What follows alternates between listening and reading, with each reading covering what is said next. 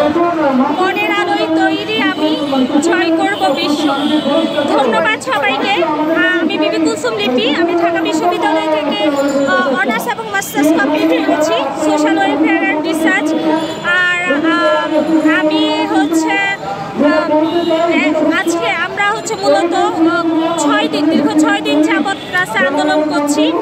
আমাদের এই আন্দোলনটা মূলত 2018 সাল থেকে শুরু হয়েছে, তো কোনো ফল আমরা পাই নাই। সেই জন্য যেহেতু জুলাই আন্দোলনের পরে আমরা একটা বৈষম্যহীন রাষ্ট্র পেয়েছি, তো রাষ্ট্রের কাছে আমাদের কিছু আবেদন বা কিছু দাবি, যেটা হচ্ছে আমরা প্রতিবন্ধী মানুষরা কিভাবে আছি, কিভাবে বেঁচে আছি, এই বার্তাটা পৌঁছাইতে চাই এবং আমাদের কিছু দাবি দাবা নিয়ে আমরা হচ্ছে মাননীয় প্রধান উপদেষ্টার কাছে জানাতে চাই।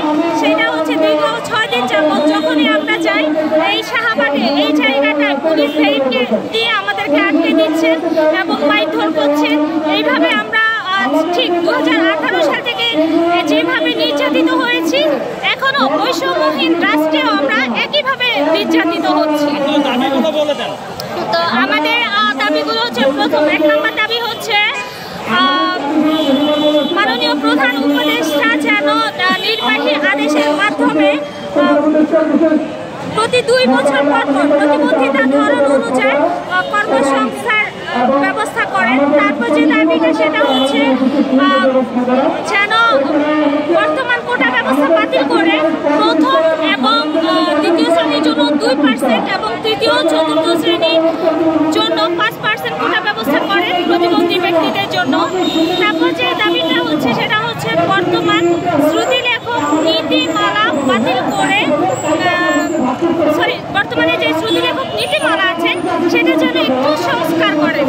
তারপর যে দাবিটা সেটা হচ্ছে প্রতিবন্ধী ব্যক্তিদের বয়স সীমা যেন 35 করা হয় এবং সর্বশেষ যে দাবিটা সেটা হচ্ছে মানে সরকারি যে 64 জেলায় 64টা সমন্বিত শিক্ষা কার্যক্রম আছে এবং যে 5টা বিশেষ শিক্ষা কেন্দ্র আছে সেখানে যেন রিসোর্স টিচার হিসেবে প্রতিবন্ধী ব্যক্তিদের নিয়োগ দেওয়া হয়। তোমাদের স্টিক কেড়ে নিতেছে, তুমি এই থাকো। 5 নম্বর দাবিটা কি? 5 নম্বর দাবিটা 64 জেলা।